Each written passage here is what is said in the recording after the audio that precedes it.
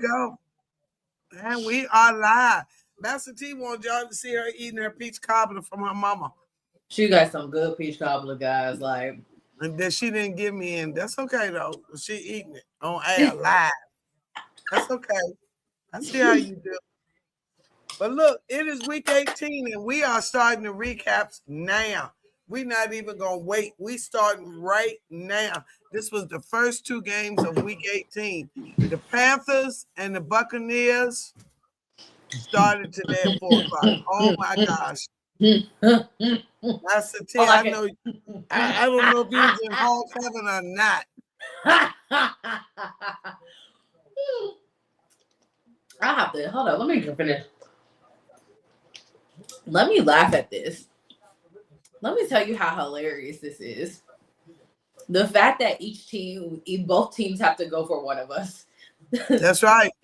Tampa is rooting for the Saints. The Panthers are rooting for us. The fact that both teams,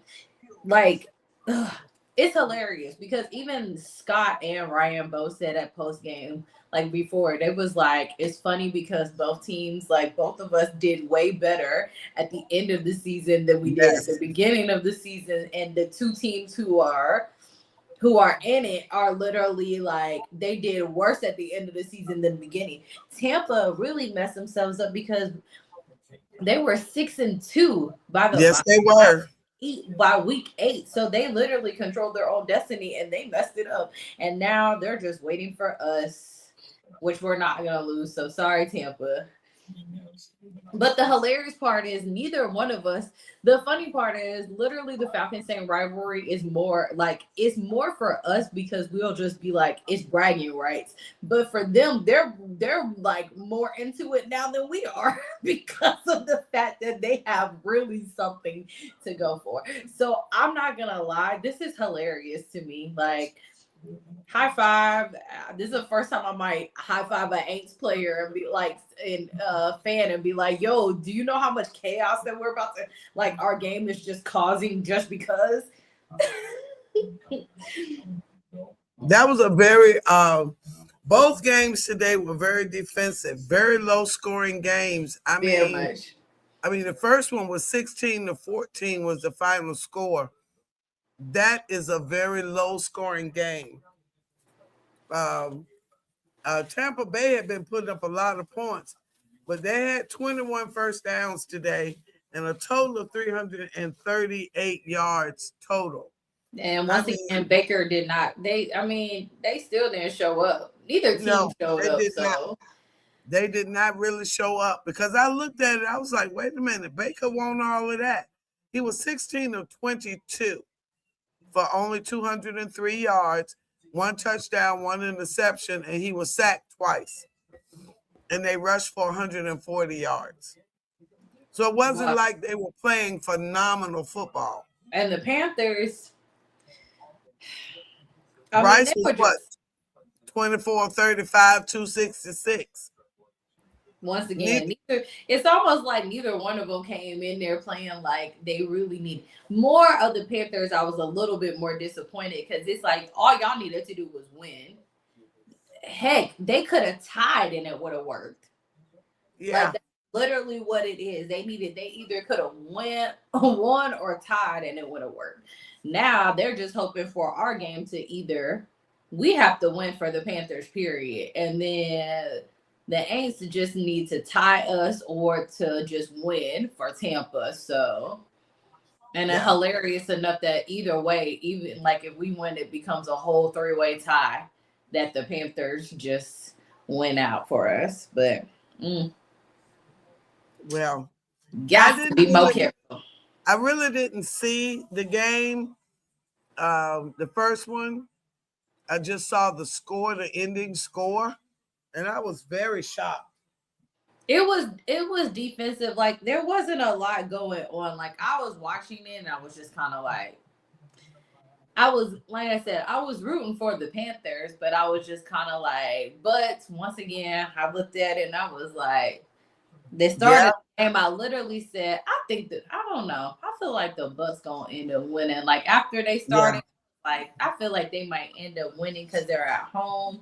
and stuff, but I still was like, I figured that it would have been a little bit more competitive. Like, Well, was it not competitive though? Just because it was a defensive game, did it not live up to the expectations of a very good what defense wins championships? Both games were very defensive games. but I would say that the 49ers game was way more like, I think there was more effort being played in it. I just feel like both, like, once again, I hate to agree with what Orion said. No, let me not agree. Like, not to say I hate to agree. I was the one who said it before he did. I feel like as the NFC South right now, nobody's really really taking off to be like, this is the team to beat. Ryan Clark is a whole Saints fan, apparently. Like, I know he is, just because of how he always says they're the best team right now that's doing stuff. And you be like, shut up, Ryan. I know you're from Louisiana, so you give me that. But he literally will be like, but at the same time, he's I have to say he's right in a sense that the NFL, like as far as the NFC South, we're just very mediocre of just everybody's coasting.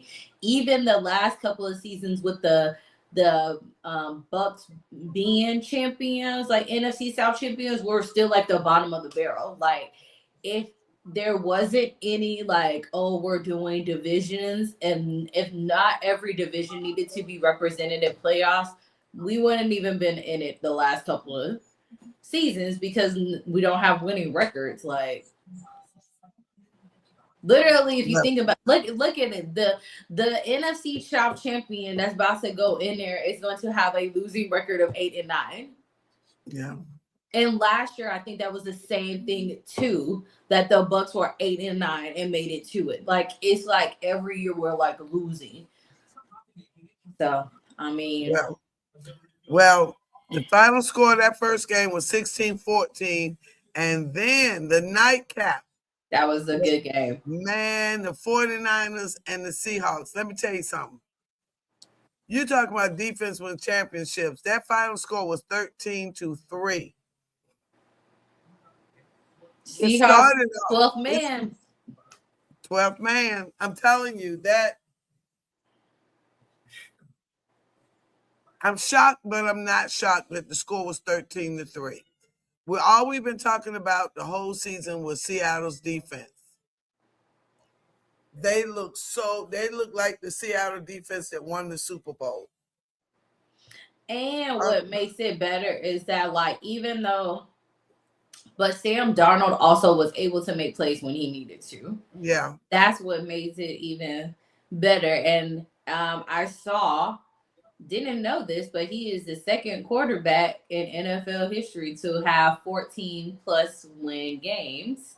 He did it last season with the Vikings. This year with that. And of course, the quarterback who did it was Tom Brady with the Patriots in 2003 and 2004. But I didn't realize that nobody else has had back-to-back 14 plus win like games and stuff. So this is also the best record that Seattle has had in history.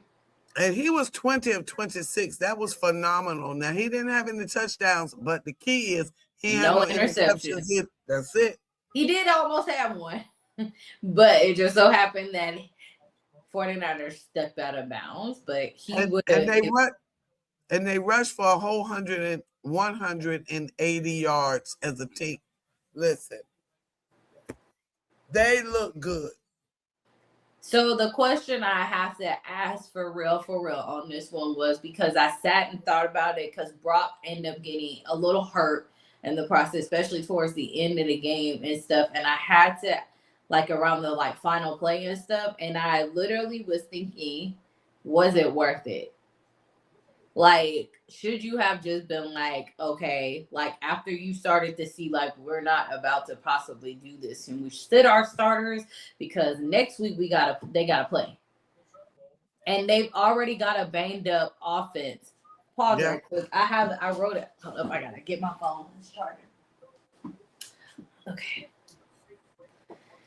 So I took this earlier when they were doing countdown. I took a picture of it because I was like, I definitely have to say this. So they were talking about all the absences that 49ers have had like throughout the whole entire season. Okay. They have 7 of their main players. 4 of them haven't been like active like for like almost the entire season. Okay. But so this was how many games people have missed. Brock Purdy missed 8 games. George Kittle missed 6 games. Ricky Parcell, who's their wide receiver, hasn't played in 7 games. Brandon Ayuk got hurt in the first game of the season, and he's been out for the rest of the whole season. Nick Bosa's been out for the whole season because he got hurt in week 3. And then Fred Warner got hurt in week. Oh, that's right. He sure did. And they were thinking he would be back he's been trying to train to get back for playoffs. So they keep saying teetering back and forth that he may end up back in playoffs, like back for it. But he's missed 11 games. So that means we on week 18. So he's missed he was out in week 6, 5, 6. Yeah. And then Michael Williams, he was out. He's missed 8 games. And the last 4 that I named have been out, including from tonight. That was including all this was including tonight. So, yeah. So 49ers are beat up. Yeah. And to be and then for them to almost lose Brock again towards the end is kind of at what point? But I know that you're buying for that number 1 seed. But then this question is, would you rather have the number 1 seed, or would you rather have your quarterback and your main players healthy? And that's when it becomes that's when I'm starting to see what certain things for example, they just said Jordan Love has been cleared for concussion protocol, but he's still not going to play tomorrow, which makes sense. They don't have what's the purpose of having him play if they don't have anything to? I don't want to say they don't really have anything to play for right now because they're already in. Yeah, they're already in. So why hurt your people more? Even Malik Willis is not even playing tomorrow. Oh wow. Yeah, he's not. I forgot who. I think their 3rd string is gonna play. Oh wow. Okay. Yeah, they're not. He's not playing. So that leads me to think okay, now you have an even more beat up, and they played hard tonight. This wasn't this wasn't like last week when they played Chicago, where it was a big basic back and forth of offense and defense, and they just had even though it was high scoring, that they had momentum and stuff. Defense was definitely it, and they definitely beat up the offense. So an offense is what gets you the points. Yeah. So at the end of the day, it's kind of was it worth it? I want to how bad was it that you needed it though, to the point that because now they've dropped to the 5 and 6 seed, either the 5th seed or the 6th seed, and that depends on tomorrow's game. So with that being said, you're gonna 5 or 6 always plays if you're 5 seed, you're gonna play the number 4, which in this case, since it's gonna be the NFC South person, which is either going to be the Bucks or Panthers, and clearly how neither one of them are showing up, and San Francisco, in this case, it might have been worth it because if they get the 5 seed, they're guaranteed. How they're playing, I think they'll just run over either team. If they get the 6 seed, then they play. They play the number 3. Yeah. Play 3, which then this is when it becomes a problem because the 3 is the Eagles. Yeah. So I think that's when it becomes also at the same time it's what Eagles team are you getting? But I feel you're gonna get the playoff Eagles. Is what you're gonna get. I was gonna say you probably gonna get playoff Eagles. You're gonna get the playoff Eagles.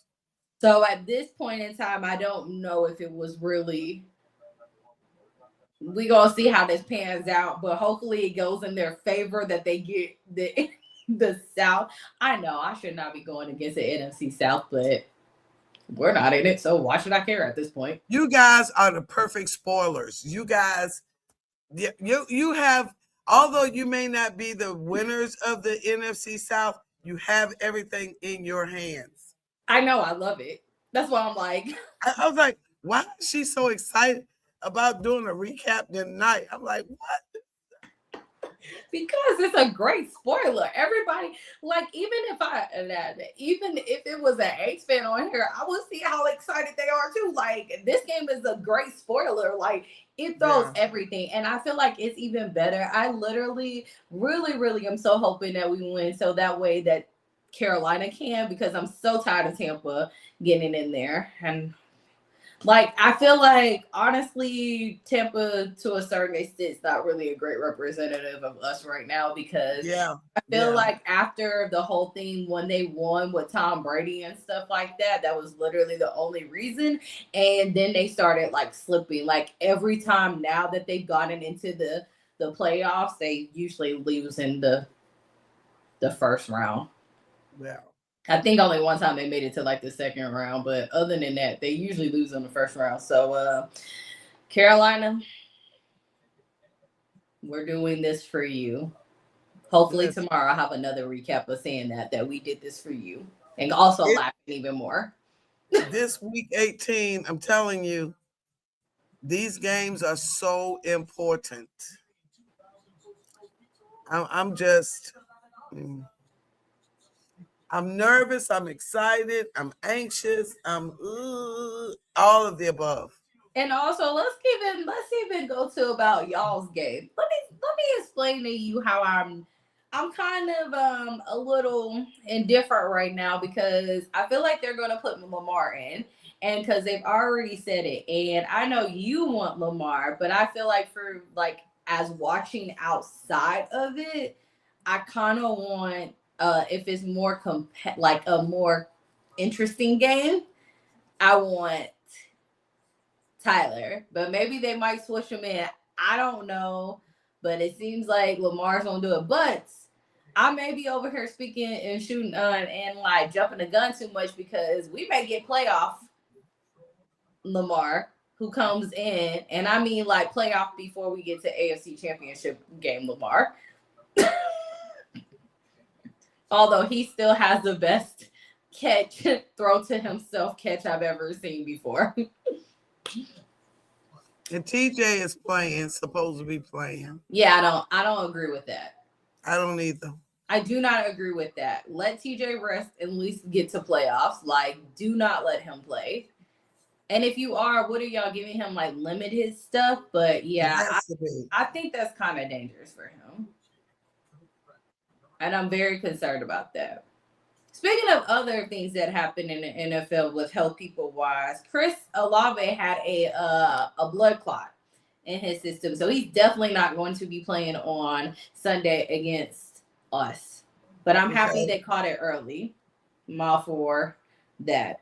He's also very young and healthy, but also at the same time, this also shows it doesn't matter how old you are, you can get a blood clot in your system. Oh, of course. And no matter how healthy you are. So he's definitely out. TJ. Okay, I just pulled up that Bateman is out tomorrow for the Ravens. I mean, is he really? The wide receiver Bateman, he's out. Is he really a factor though? Yeah. I feel like they don't say that much on him. I feel like I hear Mark Andrews, tight end. You got Zay Flowers, Isaiah Likely. I think every once in a while I hear Bateman. But well. And then for you guys, this was just going to be very interesting to see what no DK comes in at. I know. That's why I said it's going to be very interesting, like DK and and I would say limited TJ. I don't think Now I'm reading the article and it says feels no limitations set for return. I'm with you. I don't believe it. I don't believe it. And they're playing in Pittsburgh though, right? Yeah. Electric atmosphere. It's gonna be a good game just because of like the thing. And between I feel like this game, tonight's game, and y'all's games have definitely been like the talk of literally everything of that. Like everybody's literally like for yours is definitely like a win or go home. Like, and it's literally a crucial game for both teams. Like either you win or you literally win or go home. For both, yeah. It's almost like they're a playoff. That's a playoff game in its own self. So, well, anyway, I will do my best to be live tomorrow night if I haven't lost my mind by the time the game come on. How you gonna lose your mind?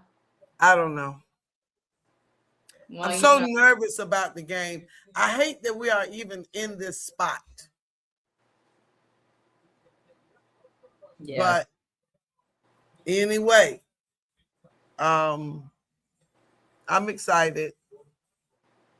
I think I'm already nervous about it.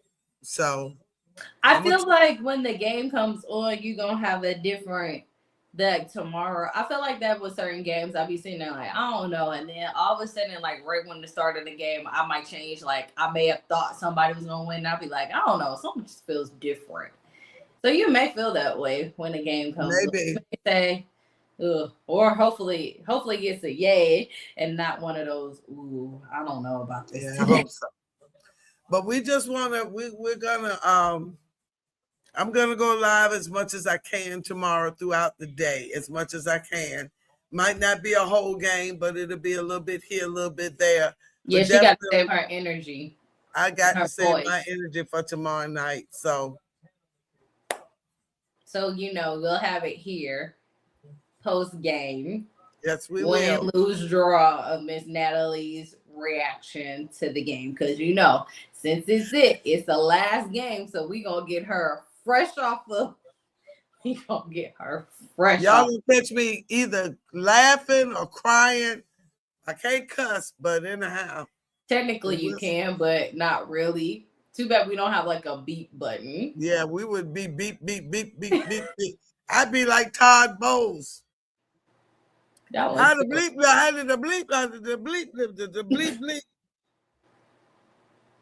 Please, Steelers, please, please, please don't do it to me.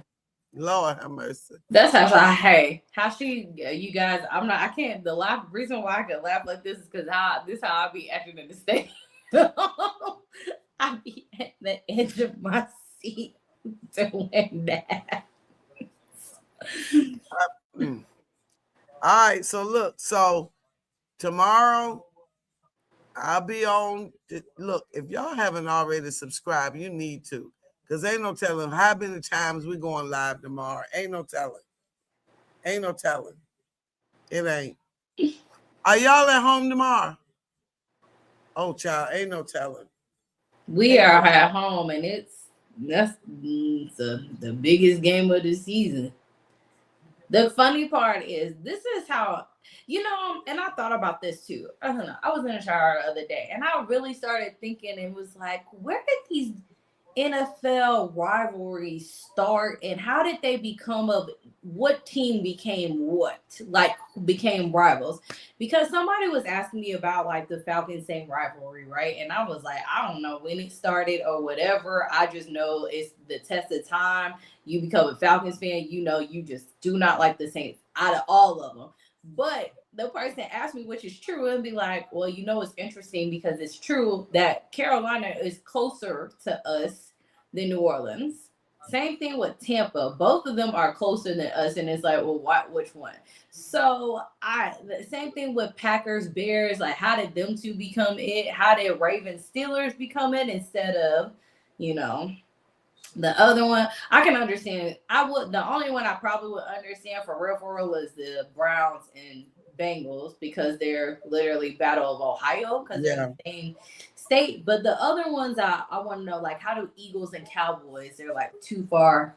How did we get them the biggest of them all? So I think I was Okay. going to say I'm going to try to do some research and do a rivalry thing. It may not come this season, guys. It may come to season 6. It may be off season. We'll figure it out. Figure it We'll out. see. When I figure it out and figure out, really dig into it. Because I'm pretty sure as some new football fans and even older ones, we really don't really know how our rivalry started and why are we rivals with the people that we are. Okay. So. Good thought. All right, y'all. 1 but 2 games. So this is short and sweet, but we will see y'all tomorrow sometime all through the day and definitely tomorrow night after the game. Bye, guys. Bye, y'all. That's my peach cobbler.